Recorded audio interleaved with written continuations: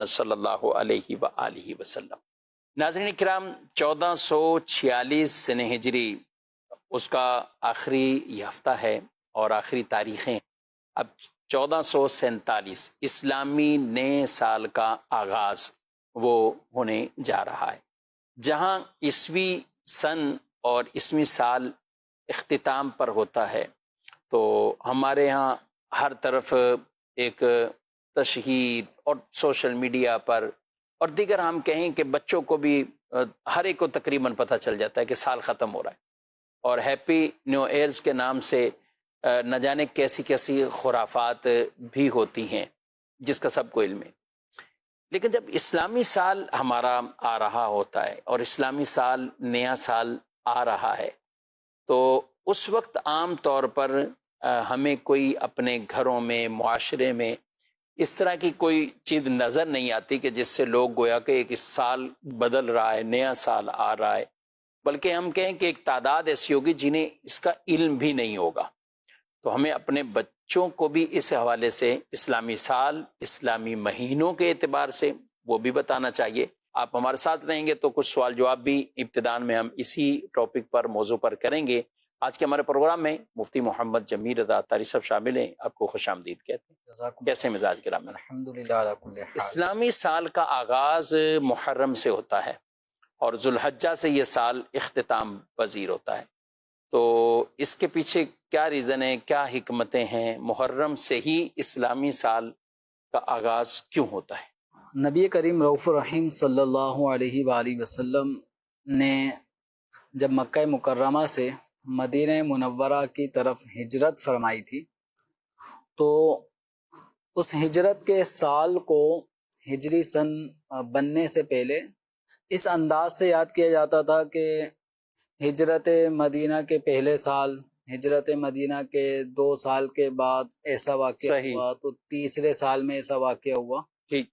اسی طرح ہجرت مدینہ سے پہلے جو نبی کریم صلی اللہ علیہ وسلم کے 13 سال جو تھے اعلان نبوت کے بعد مکہ مکرمہ میں، اور 10 سال آپ صلی اللہ علیہ وسلم نے مدینہ منورہ میں گزارے ہیں، تو یوں اعلان نبوت کے بعد سے یہ 23 سال کا زمانہ بنا۔ تو اہل عرب کے اندر کچھ نہ کچھ اہم ترین واقعات کو وہ بنیاد بناتے تھے، اس کو بنیاد بنانے کے بعد پھر یہ اس واقعے سے 2 سال پہلے کی بات ہے یا اس واقعے سے 6 سال بعد کی بات ہے، یعنی چیزوں کو یاد رکھنے کے لیے اہم واقعات کو یاد رکھنا۔ جیسے عام الفیل جی، جس میں ابرہہ کے ہاتھیوں کے لشکر نے کعبۃ اللہ شریف کو معاذ اللہ ڈھانے شہید کرنے کے ناپاک ارادے سے حملہ کیا تھا، بالآخر وہ ابابیل پرندوں کے ذریعے سے اس لشکر کو تہس نہس کر دیا گیا۔ سورۃ الفیل میں اس کا تذکرہ بھی موجود ہے۔ تو اب اس عام الفیل کو یاد رکھا جاتا تھا۔ صحیح، کہ نبی کریم صلی اللہ علیہ وسلم کی جو پیدائش ہوئی تھی وہ عام الفیل یعنی اس واقعے کے چند مہینے بعد آپ صلی اللہ علیہ وسلم کی پیدائش ہوئی تھی۔ تو اس طرح سے عام الفیل سے پہلے بعد تو اہل عرب کسی بھی اہم ترین واقعے کے آگے پیچھے جو ہے وہ یادگار کے لیے اس اہم واقعے کو بنیاد بنایا کرتے تھے۔ تو حضرت عمر رضی اللہ تعالی عنہ کا جب دور خلافت آیا تو آپ نے اس چیز کو باقاعدہ ایک اہمیت دی کہ نبی کریم صلی اللہ علیہ وسلم نے مکہ مکرمہ سے جو مدینہ منورہ کی طرف ہجرت فرمائی تھی، تو ہجرت فرمانے کے بعد بالکل ایک انقلاب برپا ہوا تھا۔ کفر و شرک کی جو شدت تھی، جس کے کافروں مشرکوں کی جو نبی کریم صلی اللہ علیہ وسلم و صحابہ پر جو ظلم کے جو بھی معاملات تھے، اب جب ہجرت ہوئی انہی چیزوں کی بنا پر ہجرت کرنا پڑی۔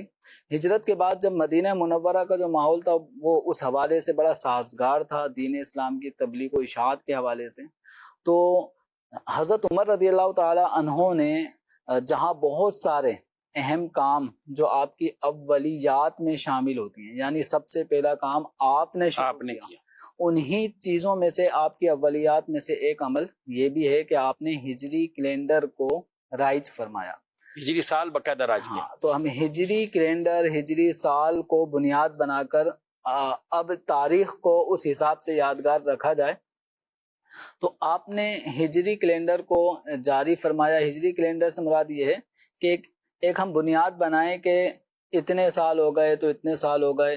تو نبی کریم صلی اللہ علیہ وسلم کے ہجرت مدینہ کو بنیاد بنایا گیا کہ آپ صلی اللہ علیہ وسلم کو 1 سال ہو گئے تو 2 سال ہو گئے.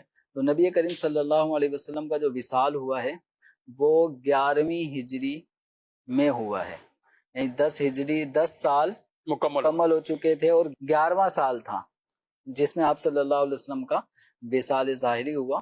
اس کو سامنے رکھتے ہوئے اس تاریخ کا، اس سال اور مہینوں کی کاؤنٹنگ کو ہجری کہا جاتا ہے. وہ ہجرت نبوی صلی اللہ علیہ وسلم ہی سے اخذ کیا ہوا ہے. اور اس وقت جو ہم 1446 سین ہجری اس کی تکمیل کی طرف جا رہے ہیں، یہ مکمل ہونے والا ہے اور آخری ایام چل رہے ہیں. اور یہ گویا کہ اس بات کو انڈیکیٹ کر رہا ہے کہ نبی کریم رؤوف الرحیم صلی اللہ علیہ وآلہ وسلم کو مکہ مکرمہ سے مدینہ منورہ کی جانب ہجرت کو 1446 سال کا عرصہ ہو چکا ہے. 1446. تو یہ جو ہم ہجری سن اسی چیز کی یاد دلاتا ہے کہ آپ صلی اللہ علیہ وسلم کو مکہ چھوڑنے اور مدینہ منورہ کی طرف آنے کو 1446 سال ہو جائیں گے.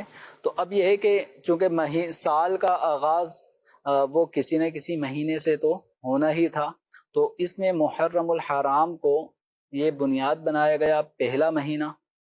پھر اس کے بعد یہ 12 مہینے ہوتے ہوتے آخری مہینہ ذی الحجہ کا ہے جس میں حج مسلمان ادا کرتے ہیں. تو یہ آخری مہینہ قرار پایا اور محرم کو پہلا مہینہ اسلامی کیلنڈر کے حساب سے وہ طے کیا. اس میں پھر یہ بھی لاجک بیان کی گئی، یعنی صحابہ کرام سے جو مشاورت حضرت عمر رضی اللہ تعالیٰ عنہ کی ہوئی کہ کس مہینے سے شروع کریں. تو اب یہ مختلف آراء آئیں کہ کوئی ربیع الاول سے کہہ رہے ہیں کہ ربیع الاول چونکہ رسول اللہ صلی اللہ علیہ وسلم ہجرت کر کے مدینہ طیبہ میں پہنچ چکے تھے. صحیح.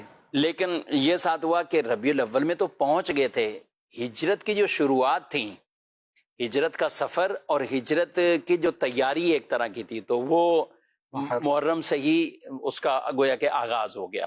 یعنی پہلے ہجرت کا حکم ہوا، آہستہ آہستہ لوگوں کو یہ خبر بھی دی گئی جس سے جیسے ہو سکے وہ ہجرت کر لے. رسول اللہ صلی اللہ علیہ وسلم کا اگرچہ سفر مبارک تو سفر میں تھا، اور لیکن اس کی جو شروعات اگر دیکھیں تو وہ محرم سے تیاری ہیں گویا کہ. اچھا، یہ بھی کہا گیا کہ حج اور اس کے بعد میں جو آنے والا مہینہ اس سے سال کا آغاز ہو، کیونکہ حج کے موقع پر مسلمان آئیں گے، وہ سب وہاں جمع ہوں گے، اور وہاں سے جو خلفائے راشدین کی طرف سے یا اسی طرح آگے اسلامی حکمرانوں کی طرف سے جو نئے اعلانات ہوں یا کوئی بھی ایسی چیز ہے تو اس کا حج کے موقع پہ اعلان ہو، محرم میں وہ اپنے اپنے علاقوں میں پہنچ جائیں گے. تو یوں ان احکامات کا نفاذ محرم سے شروع ہو جائے گا. یعنی حج کی ایک اجتماعیت رہے، پچھلے جو معاملات ہیں وہ وہاں پہ، اور یہ بڑی حکمت عملی ہے سبحان اللہ کہ حج کے موقع پر اہم چیزوں کا اعلان ہو جائے گا، محرم میں وہ اپنے ہاں پہنچ جائیں گے. تو یوں محرم الحرام شریف سے بھی یہ سن ہجری کا جو سال کی جو بنیاد ہے، سال کا جو آغاز رکھا گیا. اور محرم شریف ویسے ہی برکتوں عظمتوں والا مہینہ ہے. میں چاہوں گا محرم شریف کے حوالے سے بھی کچھ ویسے قرآن مجید فرقان حمید میں بطور خاص جو حرمت عزت والے مہینے ذکر کیے گئے ہیں، کیا فرماتے؟ قرآن پاک میں اللہ تبارک و تعالیٰ نے مہینوں کی تعداد 12 ارشاد فرمائی کہ اللہ تبارک و تعالیٰ کے نزدیک جو مہینے ہیں وہ ان عدت الشہور عند اللہ 12 شہرن، کہ اللہ تعالیٰ کے نزدیک جو مہینوں کی تعداد ہے وہ 12 ہے، کہ اور ان کے اندر 4 مہینے جو ہیں وہ حرمت والے. تو اب وہ حرمت والے مہینوں میں جو 3 مہینے ہیں وہ لگاتار ہیں، جیسے ذی القعدہ، ذی الحجہ اور محرم. یہ مہینے لگاتار ایک کے بعد ایک ترتیب سے آتے ہیں. اور چوتھا جو مہینہ ہے وہ رجب المرجب کا مہینہ ہے جو شعبان المعظم سے پہلے آتا ہے. تو یہ 4 مہینے حرمت والے ہیں، اور قرآن پاک میں فرمایا گیا کہ ان مہینوں میں اپنی جان پر ظلم نہ کرنا. تو اب یہاں پر اپنی جان پر ظلم کرنے کا معنی بالکل واضح ہے کہ گناہ جو ہے وہ نہ یہ اپنی جانوں پہ ظلم ہی ہوتا ہے. صحیح. اللہ تبارک و تعالیٰ جو بندوں کو سزا دیتا ہے عذاب کی صورت میں، تو وہ دراصل بندوں کے اپنے کیے ہوئے اعمال ہی کا بدلہ ہے. اللہ تعالیٰ ظلم نہیں فرماتا، لوگ ہی اپنی جانوں پہ ظلم کر رہے ہوتے ہیں. تو ان مہینوں میں اپنے آپ کو گناہوں سے بچانا ہے. گناہ تو ایک ایسی چیز ہے جس کا ترک کرنا لازم ہے بمقابل نیکیاں جمع کرنے کے، کہ یہ بھی اچھی چیز ہوتی ہے، لیکن ان سے زیادہ اہمیت ہے گناہ چھوڑنے کی. اللہ تبارک و تعالیٰ کی نافرمانی والے کام ترک کرنا یہ بہت ضروری ہے. تو قرآن پاک میں ان حرمت والے مہینوں کے بارے میں فرمایا گیا کہ ان میں اپنی جانوں پہ ظلم نہ کرو، یعنی بالخصوص ان مہینوں کا ادب اور احترام کرتے ہوئے آدمی ظلم، زیادتی، گناہ، نا انصافی، حد سے تجاوز کرنا، ان چیزوں سے باز رہے. یعنی اگر ہم دیکھیں تو شفیق صاحب کچھ مقامات ایسے ہوتے ہیں جو حرمت والے ہوتے ہیں. ایک عام آدمی اگر اپنے گھر میں اگر کوئی گناہ کرتا ہے، وہ گناہ مسجد میں آ کے نہیں کرے گا. صحیح. کیونکہ مسجد ایک حرمت والا مقام ہے، قابل تعظیم ایک جگہ ہے. حرمت سے مراد قابل تعظیم، عزت. قابل تعظیم، حرمت کا مطلب قابل تعظیم ہونا، عزت والا مقام ہونا، اور اس کا احترام ہم پر لازم کیا گیا ہے. تو ایک آدمی اگر ایک نارمل کسی جگہ پر چھپ کر گناہ کر لیتا ہے، یا بے باکی کے ساتھ باہر بھی اگر گلی محلے میں گناہ کر رہا ہوتا ہے، لیکن وہ آدمی اتنا ضرور سینس رکھتا ہے کہ مسجد میں یہ گناہ نہیں کرنا، میں مسجد نبوی میں آ گیا تو وہ گناہ نہیں کروں گا، مسجد حرام میں آ گیا تو، یعنی یہ وہ، اور جتنے آگے حرمت والے اور قابل احترام محترم مقامات پہ جتنا آگے جاتا جائے گا اتنا گناہوں سے بچتا ہے. صحیح. اس کو ہم سفر حرمین شریفین کے سفر کو دیکھ لیں کہ آدمی وہاں پہ وہ گناہ جو اپنے ملک میں رہ کر کرتا تھا، وہاں ان گناہوں کا تصور بھی وہ نہیں کرتا. جی بالکل. تو جس طرح کچھ مقامات ایسے ہیں کہ جہاں پر نیکیاں ہی کرنے کا ذہن خود بخود بنتا ہے اور گناہ سے بچنے کا ذہن بنتا ہے، تو اسی طرح کچھ ایام ایسے ہیں کہ جن کے اندر گناہ کی جو شناعت اور قباحت ہے بہت زیادہ بڑھ جاتی ہے. ان میں سے حرمت والے یہ 4 مہینے ہیں، اور 4 مہینوں میں اس وقت ان قریب آنے والا مہینہ محرم الحرام کا بھی ہے. اس کے نام سے ہی ظاہر ہے، محرم الحرام. الحرام حرمت والا. تو محرم اور الحرام اس دونوں الفاظوں کا مطلب ہی یہ ہے کہ یہ انتہائی قابل احترام مہینہ ہے. تو بالخصوص ان مہینوں کے اندر ہمیں اپنے آپ کو گناہوں بھرے کاموں سے روکنا چاہیے. اور انشاءاللہ اگر ان حرمت والے مہینوں میں، یعنی ذی القعدہ، ذی الحجہ، محرم الحرام، ان 3 مہینوں میں اگر ہم اپنے آپ کو گناہ سے بچانے میں کامیاب ہو گئے تو انشاءاللہ بقیہ جو مہینے ہیں سال بھر کے، تو انشاءاللہ ان میں بھی گناہوں سے نفرت ہوگی. کیونکہ ہم پریکٹس جتنا زیادہ کریں گے گناہوں سے بچنے کی، تو انشاءاللہ وہ ہماری طبیعت کا حصہ بن جائے گی. ماشاءاللہ. اور محرم الحرام شریف جہاں حرمت، عزت، تعظیم والا مہینہ، کہ یہ وہ مہینہ کہ جس کی تعظیم پہلے سے ہی چلتی ہوئی آ رہی. یعنی ایک ہے کہ خاص امام پاک امام حسین رضی اللہ تعالیٰ عنہ آپ کی شہادت مبارکہ یہ 10 تاریخ کو ہوئی. مگر اس کے ساتھ ساتھ اگر ہم یہ دیکھیں کہ نبی پاک صلی اللہ علیہ وسلم کے دور مبارک اور آپ کے دور سے بھی پہلے، جنہیں قرآن پاک میں بھی یہ بیان کیا کہ عزت والے یہ 4 مہینے، تعظیم والے 4 مہینے، اس زمانے میں بھی لوگ ان مہینوں میں لڑائی قتال چھوڑ دیتے تھے، اور جس نے عام آنا ہے بیت اللہ میں حج کے لیے آنا ہے تو وہ بڑے امن و امان سے آ جاتے.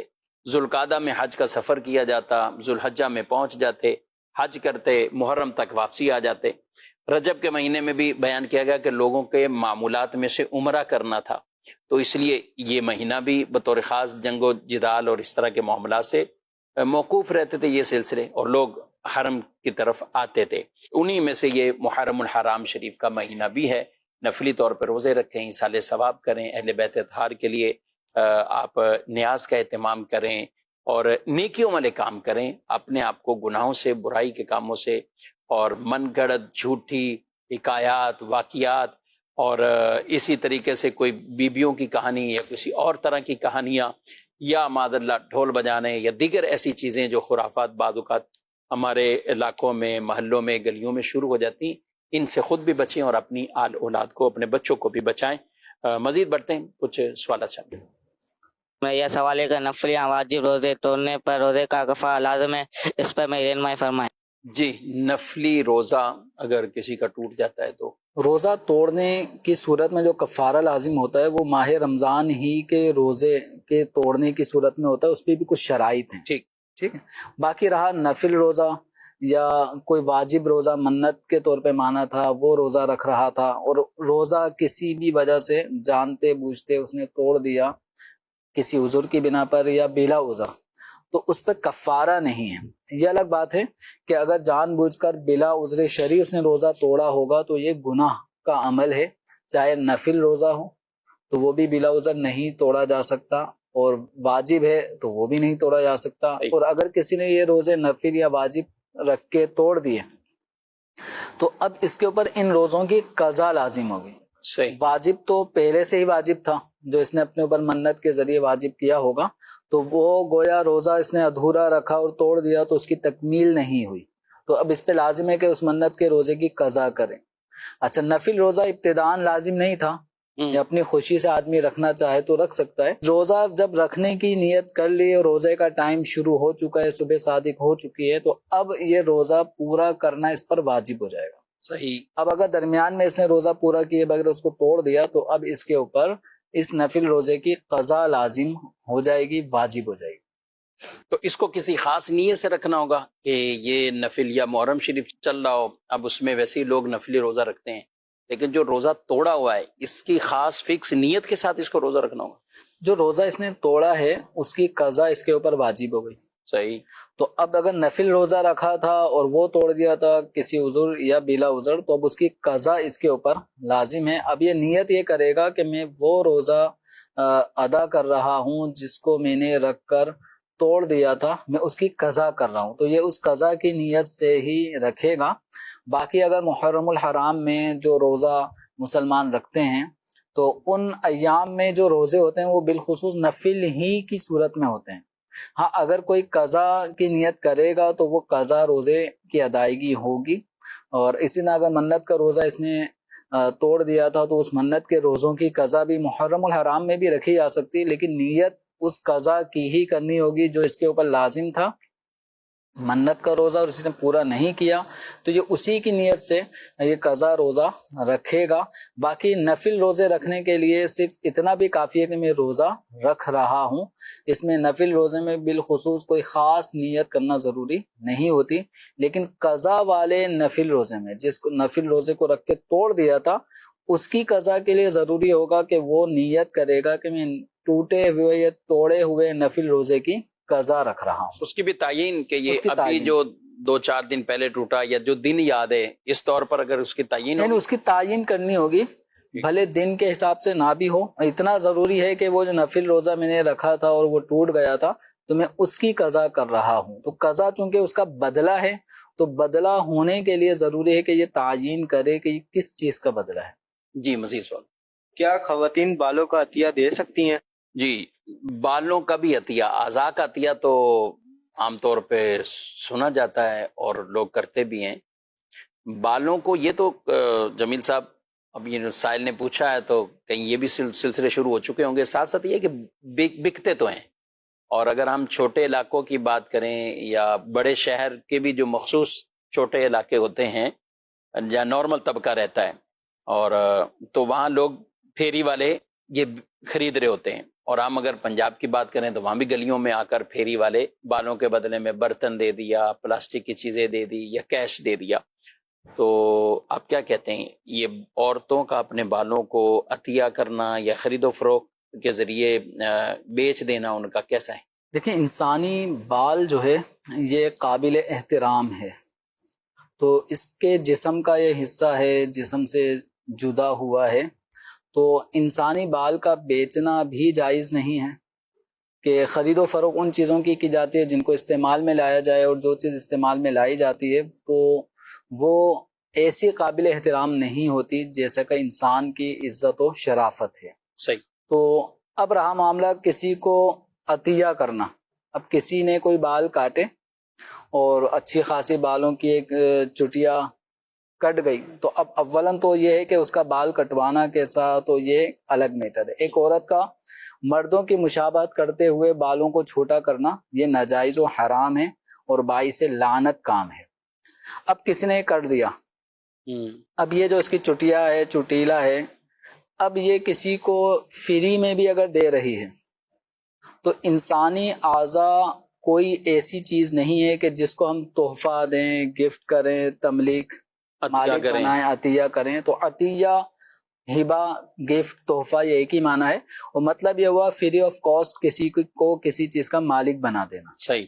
تو جو جبال جسم سے جدا ہو گئے، کٹ گئے، تو انسان ان کا مالک خود نہیں ہے. صحیح ہے. جب خود مالک نہیں ہے تو اب اس چیز کو آگے عطیہ، تحفہ، ہدیہ کرنا بلا عوض یہ بھی نہیں کر سکتا.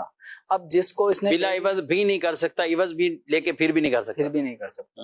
تو اب یہ اگر کسی کو دے دیے تو اب جس کے پاس آ گئے اس کے لیے اب ان بالوں کو اپنے بالوں میں چسپا کرنا، لگانا، چٹیا بنا کر اپنے بالوں کو لمبا شو کرنا یہ جائز نہیں ہے، کیونکہ انسانی جسم کے اجزاء کو اس طرح سے استعمال میں لانا جائز نہیں ہوگا. اچھا، اب یہاں پر کئی خرابیاں جنم لیں گی. ایک عورت کے جو بال ہوتے ہیں، سر سے اترے ہوئے بال، وہ غیر محرم کی نظر میں بھی نہ آئیں. اب جب اس طرح چٹیا بیچی جائے گی یا کسی کو گفٹ کی جائے گی تو اس کے اندر یہ والے بھی معاملات ہوں گے. یعنی یہ کام کوئی ایسا نہیں ہے کہ جس کی ابتدا یا انتہا اگر ہم دیکھیں تو جو بھی ہوگا اس میں کئی گناہوں کا یہاں پر جو ہے وہ ایک سیلاب امڑ آئے گا. تو اس لیے کسی بھی خاتون کے لیے اپنے بالوں کو شرعی حد سے کم کر کے ان کو کاٹنا یہ اولاً یہ جائز نہیں، اور پھر یہ بال بھی کوئی سستے نہیں ہیں، مہنگے ہوتے ہیں.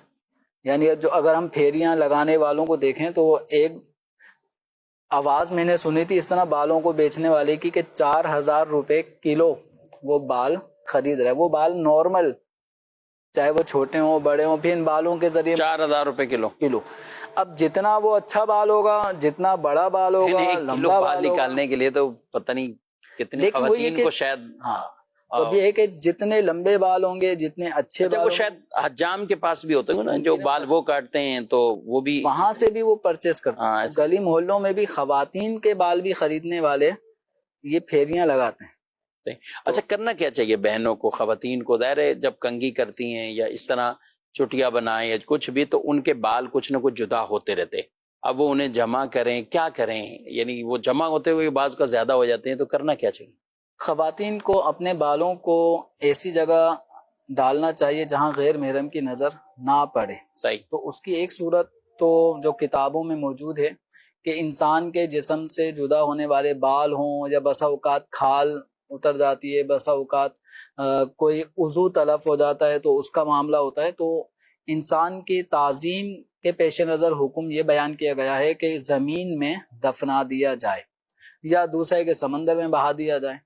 تو اس کو لوگوں کی نظر سے پوشیدہ رکھنے کی جو صورت ممکن ہو وہ کیا جا سکتا ہے. اب بعض اوقات کچھ خواتین اس کا اہتمام کرتی ہوں گی کہ ان بالوں کو طریقے سے سنبھال کے ایک جگہ جمع کر دیا، پھر مناسب کسی موقع پر گھر کا کوئی فرد اس کو زمین میں دبا دے تو دبا دیں. ورنہ نارمل جو ایک عام پریکٹس جو لوگوں کی ہے وہ یہ ہے کہ ان بالوں کو جو بھی کنگھے سے نکلتے ہیں وہ اس کو لپیٹ کے چھوٹی سی وہ بنا کے وہ کچرے اور ڈسٹ بن کی نظر کر دیا جاتا ہے. اس طرح وہ کئی کچروں کے ساتھ مل ملا کے دب کے ختم ہو جاتا، وہ ختم ہو جاتا. اچھا، اس میں یہ بھی ہے کہ شاپر میں کاغذ میں لپیٹ کر اگر کچرا کنڈی میں یا ڈسٹ بین میں یا کہیں بھی اس کو ڈال دیتے ہیں تو گناہ تو نہیں ہوگا اس میں؟ اس طرح بالوں کو یوں مطلب ختم کرنے کے لیے اگر ڈسٹ بن وغیرہ میں ڈال دیا تو اس میں کوئی گناہ کا کام نہیں ہے. البتہ وہ ایک احترام کے اعتبار سے جو پہلو تھا وہ یہی ہے کہ اس کو اگر ممکن ہو تو زمین میں دفنا دیا جائے. زمین میں دفنانے کی کچھ صورتیں ممکنہ یہ بھی ہو سکتی ہیں. مثال کے طور پہ بعض گھروں کے اندر کوئی آگے کچھ مختصر سا انہوں نے باغیچہ سا بنایا ہوا ہوتا ہے، وہاں پر بھی گھر کی خواتین گڑا کر کے اس میں دبا سکتی ہیں. گملے ہوتے ہیں ان میں بھی اس کو دفنایا جا سکتا ہے. اور چونکہ مٹی کی خاصیت یہ ہے کہ یہ جو بھی چیز اس میں جاتی ہے اس کو وہ اپنی مٹی کر دیتے، مٹی بنا دیتے. اچھا، یہ لوگوں میں دیکھا ہے کہ بالوں میں سے جو پہلے بال ہوتے ہیں، پیدائشی بال جسے بچے کے نا، اس کے لیے بڑا پوچھیں گے اچھا بالوں کا کیا کرنا ہے حضرت صاحب. وزن کے مطابق چاندی صدقہ کریں، ٹھیک ہے جی وہ بھی کر دیا، آپ بال دفن کرنے اس کے لیے اہتمام کریں گے، اس کے لیے جائیں گے باقاعدہ. تو لیکن یہ عام حکم یعنی استحبابی حکم ہی صحیح، لیکن یہ ہر وقت کے جو انسان سے بال جدا ہو رہے ہیں ان کے لیے یہ مطلقاً ہر صورت میں ہے کہ جب بھی آدمی کے سر سے بال اتارے جائیں تو ان بالوں کو یوں اڑا نہ دے، ان کو احترام کے ساتھ زمین میں کوئی دفنانے کی صورت یہ بنا سکتا ہے تو اس بالکل بنانا چاہیے. جی مزید سوال. صاحب میرا آپ سے سوال یہ ہے، روزگار تلاش کرنے میں مدد دینے پر کمیشن لینا کیسا ہے؟ جی روزگار تلاش کرنے پر کمیشن.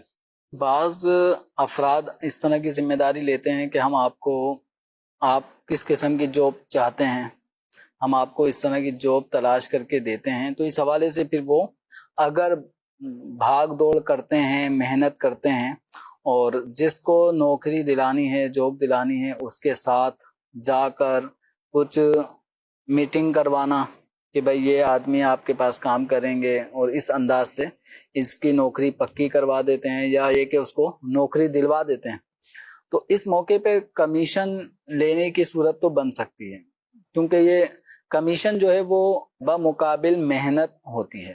صحیح. تو اگر یہ محنت کرتے ہیں باقاعدہ کسی کے ساتھ جا کر اس ادارے میں اس کمپنی کے اونر سے یا جو بھی ان کا انچارج ہے، نائب ہے، اس سے ملاقات کر کے اس کی میٹنگ کروانا، انٹرویو کروانا، اور اس معاملے میں اگر یہ محنت کرتے ہیں تو یہ کمیشن لینے میں بالکل حقدار ہیں. جو معروف کمیشن چلتا ہے اس کام پر، عرف کے مطابق جو اجرت بنتی ہے، تو وہ کمیشن لینے میں، بروکری لینے میں یہ کوئی مذائقہ نہیں ہے.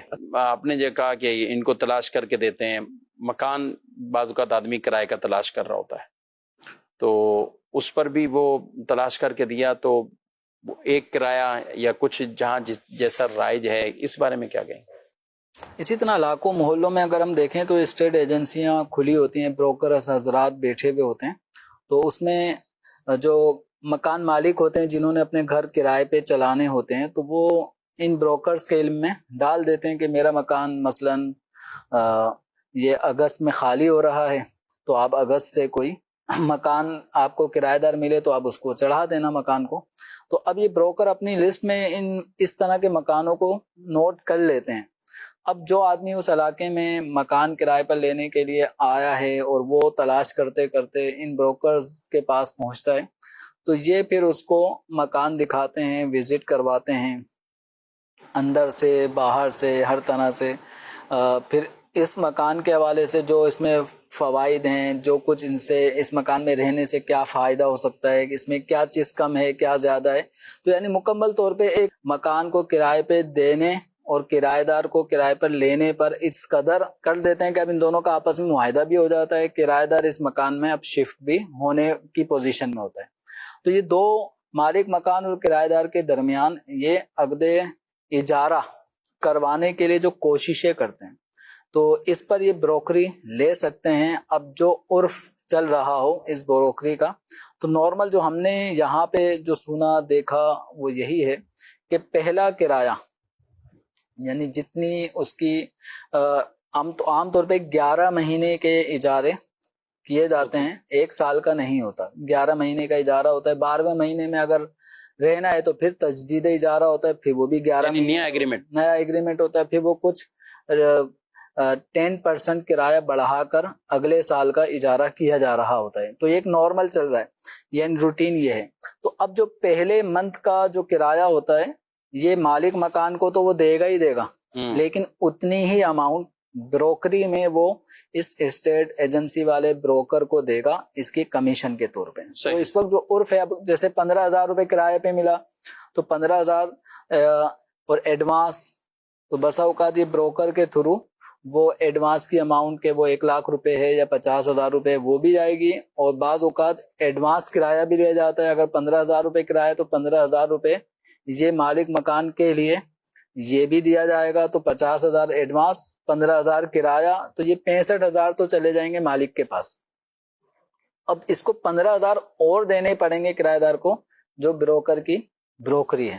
صحیح، وہ الگ سے دینی ہے، کرایہ الگ سے دینا. اس طرح تو بہت کم ریٹ بتا رہے ہیں آپ. کس علاقے کی یہ ریٹ بتا رہے ہیں؟ 15,000 میں آج کل کہاں ملتا ہے؟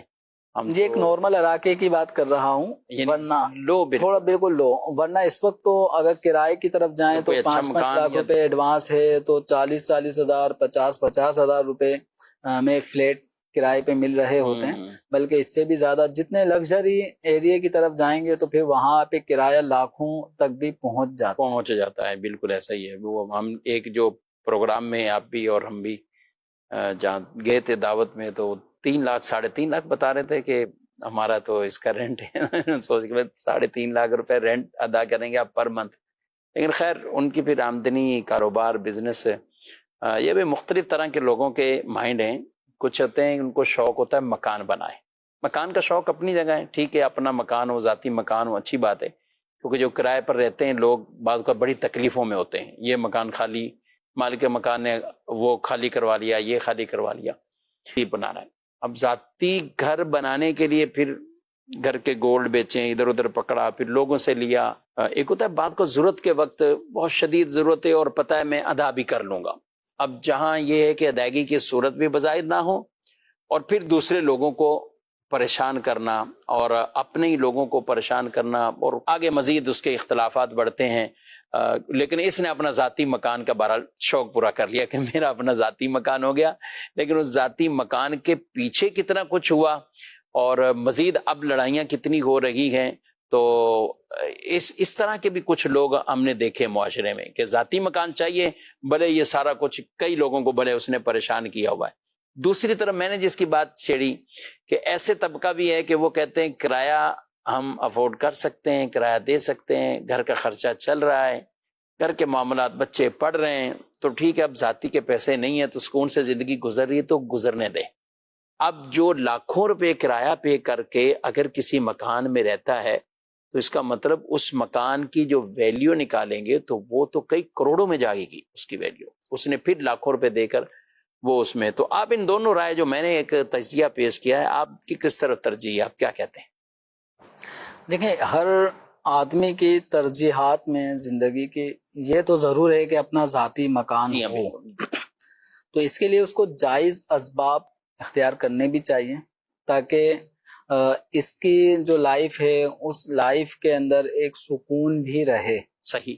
اچھا، کرائے کا جیسے آپ نے کہا کہ بعض اوقات کرائے کا گھر بعض اوقات کوئی آدمی 6 مہینے بھی پورا نہیں کر پاتا تو تبدیل کرنا مالک مکان کی طرف سے آ جاتا ہے کہ بھئی یہ گھر خالی کریں، ہے بڑی کوفت والی بات۔ تو اب یہ جو ایک جگہ سے شفٹنگ اور دوسری جگہ پھر آپ جا رہے ہیں وہاں پہ پھر گھر کو سامان ایڈجسٹ کرنا ہے، یہ آسان کام نہیں ہے۔ کم سے کم 1-2 ہفتے کی ایک تو ٹینشن ہے، پھر نیا مکان جہاں کرائے پہ آپ کو جانا ہے تو اس مکان کو تلاش کرنا، جب سے مالک مکان کا آرڈر آیا کہ حضرت 1 مہینے بعد یا 2 مہینے بعد مکان خالی کرنا ہے تو یہ ایک ٹینشن۔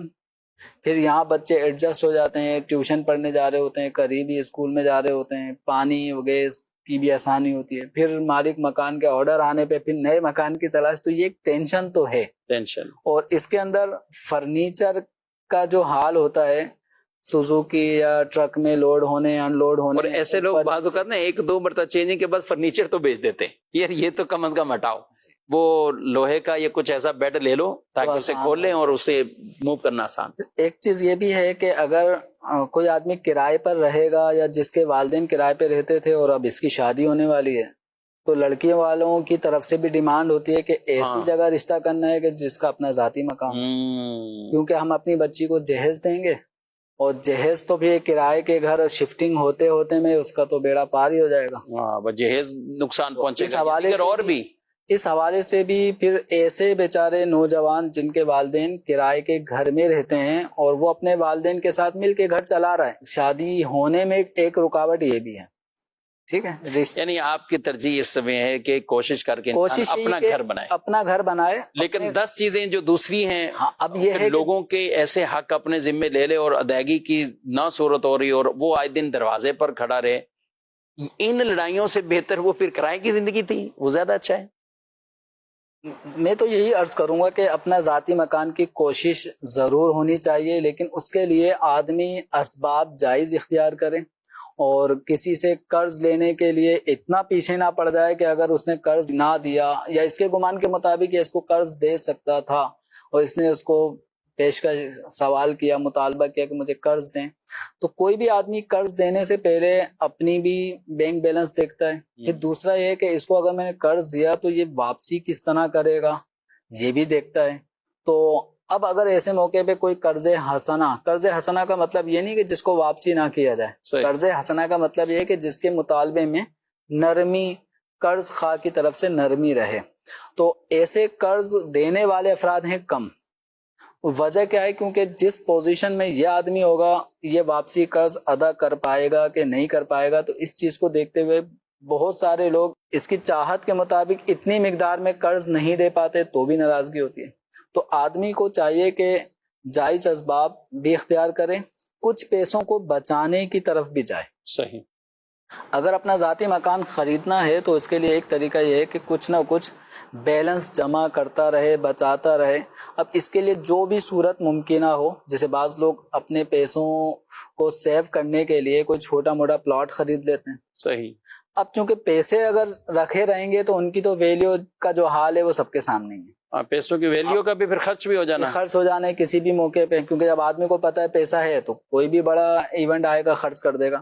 تو پلاٹ خرید لے, اس پلاٹ کی ویلیو وقت کے ساتھ ساتھ بڑھتی رہے گی. جب وقت کے ساتھ ساتھ اس کی ویلیو بڑھ رہی ہے تو ایک طرح سے پیسے اس کے بڑھ رہے ہیں. تو اس طرح چھوٹے موٹے پلاٹ خرید کے ڈال لیں. جب ان جگہوں کی ویلیو بڑھتی ہے تو کبھی ایسا بھی ممکن ہے کہ ان کی ویلیو اتنی ہو گئی کہ اب یہ کسی مناسب جگہ پر ان پلاٹس وغیرہ کو بیچ کر کوئی اپنا ذاتی مکان بھی خرید سکتا ہے. ٹھیک. تو یوں کوشش بہرحال آدمی کو کرنی چاہیے, اس پہ انحصار نہ کرے کہ فلاں سے قرض مل جائے گا تو فلاں سے قرض مل جائے گا تو میں اپنا کر لوں گا. اور اس سے رشتہ داریاں بھی بعض اوقات ٹوٹنے میں پھر پڑ جاتی ہیں. یہ چیز تھوڑی سی یعنی عزت دار زندگی گزرے. اب چاہے اپنے ذاتی مکان کی صورت میں گزر رہی ہے یا کرائے تو وہ, یا کرائے پہ گزر رہی ہے, تو اس طرح ایک طبقہ اگر ہم شہر کراچی میں اگر ہم غور کریں تو شہر کراچی کا ایک بہت بڑا طبقہ وہ یا تو فلیٹ میں کرائے پہ رہ رہا ہے, جی ہاں, یا نارمل مکانوں میں کرائے پہ رہ رہا ہے, یا اگر تاجر برادری کو بھی دیکھا جائے تو بڑے بڑے تاجر ایسے ہیں کہ ان کا اپنا ذاتی کوئی مکان نہیں ہے, بلکہ وہ کرائے پر ہی رہ رہے ہیں. سارا سرمایہ اٹھا کے کاروبار میں لگا, وہ کرائے پہ رہ رہے ہیں, خود کرائے پہ رہ رہے ہیں. تو اب یہ کہ ترجیحات جس کی جو بھی ہو, لائف ایسی ہو کہ جس کے اندر یہ ٹینشن نہ ہو کہ پہلے کرائے کی ٹینشن تھی, اب لوگوں سے قرض مانگا وہ قرض نہیں مل رہا, یہ ٹینشن نہیں شروع ہو گئی, کرائے پہ بھی رہ رہے ہیں اور قرض نہ ملنے کی ٹینشن. پھر اگر قرضہ لیا اور سودی قرضہ لیا اور مسائل, یہ اور مسائل شروع ہو جائیں گے. پھر ایک تو گناہ, پھر وقت کے ساتھ ساتھ وہ بڑھتا جا رہا ہے, پھر اس کی ادائیگی نہیں ہو پا رہی, اس کی ٹینشن. تو اس سے کرائے کے گھر میں رہنا ہی بھلا تھا. تو ہر آدمی کو اپنی کنڈیشن کو بھی سامنے رکھتے ہوئے یہ فیصلہ کرنا ہے کہ ہمیں کس انداز سے لائف گزارنی ہے. لیکن ترجیح بہرحال ذاتی مکان کو ہی ہوگی, کیونکہ ایک آدمی کا اگر انتقال ہوتا ہے تو اس کے بچے کہاں جائیں گے. جی ہاں بالکل, یہ بہت اہم بات ہے اور ان چیزوں کو بھی سوچنا چاہیے. اچھا ساتھ جیسے آپ نے کہا دکان ہو, کچھ پلاٹ ہو, پھر جا کر سیونگ کر کے آگے لیتا ہے, تو پھر اس کے کئی شرعی احکامات بھی متعلق ہوں گے. کب اس سے اوپر قربانیاں لازم آ رہی ہیں, کب اس کے اوپر ہو سکتا ہے بعض صورتیں حج والی بن جائے کہ حج کی, اور اگر پلاٹ ہی تجارتی غرض سے کہ اس کو بیچنے کی نیت سے ہی خریدا کہ میں نے آگے یہ, تو زکوٰۃ کے بھی معاملات آئیں گے. بھلے یہ سیونگ اس طور پر کر رہا ہے کہ میں نے اپنی ذاتی مکان میں نے لینا ہے, تو اس کے بیچ میں جو کچھ چاہے گولڈ کے ذریعے جمع کیا, بسکٹ سونے کے لے لیے, یہ تو یہ نصاب کو اگر پہنچتے ہوئے تو ان پہ قربانیاں, زکاتیں, یہ سب معاملات آئیں گے. سارے معاملات اپنے حساب سے آتے رہیں گے, لیکن آدمی کو اس میں دل چھوٹا نہیں کرنا چاہیے. صحیح. مثلا ایک آدمی نے اگر 10 لاکھ کا پلاٹ لیا ہے, صحیح, تو کیا 10 سال بعد بھی وہ 10 لاکھ کا ہی ہوگا؟ اچھا ہو جائے گا, امید ہے کروڑوں تک بھی بعض کا تو اچھا ہی ہو جاتا ہے. اور بلکہ جنہوں نے آج سے کئی سال پہلے ایسے لیے تھے تو وہ تو بہت اچھے ہو گئے. ٹھیک ہے, اب فی الحال کچھ ڈاؤن ہے. اب بھلے ڈاؤن ہے لیکن یوں سمجھیں کہ کبھی کے دن بڑے کبھی کی راتیں. ہاں بہت اچھی بات. تو اب ایسا نہیں ہے کہ یہ آپ کا 10 لاکھ کا پلاٹ کئی سالوں تک اتنی ہی ویلیو میں رہے گا. کبھی مارکیٹ کا کچھ بھی نہیں پتا چلتا, کب ایک دم اپ ہو جائے کب ڈاؤن ہو جائے. تو آپ یہ بھی تو دیکھیں کہ اگر 10 لاکھ کا پلاٹ آپ نے لیا تھا تو وہ چند سالوں بعد یا آپ کے جو ذہن میں ایک وہ تھا, ایک پلان تھا کہ اتنے عرصے میں یہ میں اپنا مکان کر لوں گا تو اس کی ویلیو آپ دیکھیں تو وہ 10 لاکھ سے بڑھتے بڑھتے 30-35 لاکھ بھی تو ہوا ہے. اگر آپ زکوٰۃ نکال بھی رہے ہیں تو وہ 2.5% ہے. صحیح. آپ کے 10 لاکھ تو کئی گنا قیمت بڑھ بھی تو رہی ہے.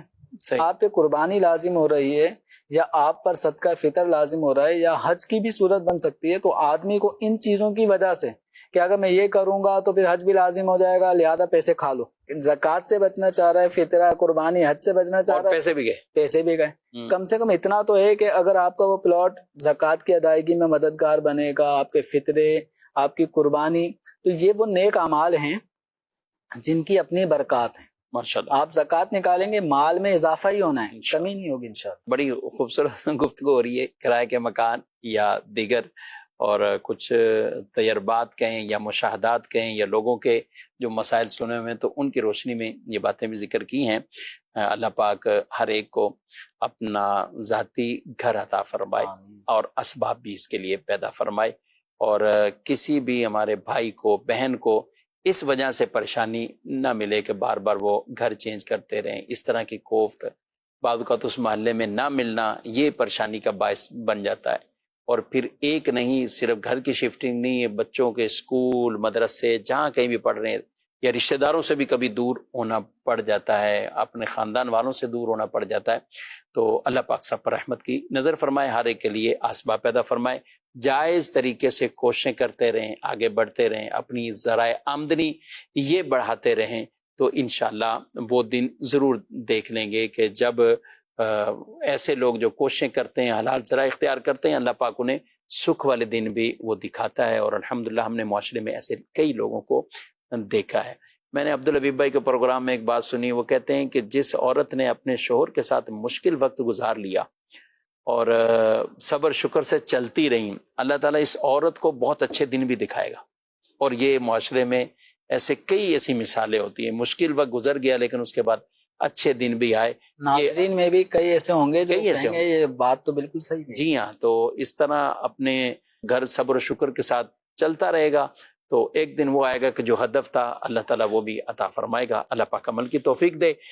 پروگرام آپ نے ملاحظہ کیا، آپ کے کئی شرعی سوالات ایسے بھی ہوتے ہیں، اگر پروگرام کا حصہ نہیں بھی ہم بنا سکے تو آپ یہ نمبر دیکھ رہے ہیں، اس نمبر پر آپ رابطہ کر سکتے ہیں اور اپنے مسائل کی رہنمائی حاصل کر سکتے ہیں. اللہ عمل کی توفیق دے. آمین بجاہ النبی الامین صلی اللہ علیہ وسلم.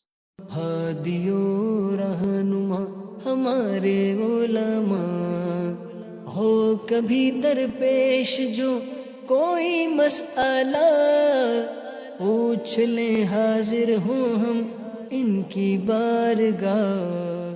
دین اسلام کا پھیلاؤ قربانیوں کی ایک عظیم داستان اپنے اندر سموئے ہوئے ہے. وہ داستانیں ہمیں کیا سکھاتی ہیں، ان کا بیان ہمارے معاشرے پر کیسا اثر ڈالتا ہے، کیا ہیں وہ داستانیں، جاننے کے لیے دیکھیے پروگرام زندگی بہتر بنائے انشاءاللہ آج 25 جون 2025 بروز بدھ صبح 10:30 بجے براہ راست مدنی چینل پر، جس کا موضوع ہے قربانیوں کی داستان. آپ بھی دیکھیں بزرگوں کا مدنی چینل، آپ بھی دیکھیں، آپ بھی دیکھیں، آپ بھی دیکھیں بزرگوں کا مدنی چینل. ایک بڑی اہم بات حضرت عمر کی عظمت کے لیے سمجھو. میں اور آپ عزت والے پتہ ہے کیوں ہیں؟ ہم مسلمان ہیں، اسلام کی وجہ سے ہماری عزت ہے.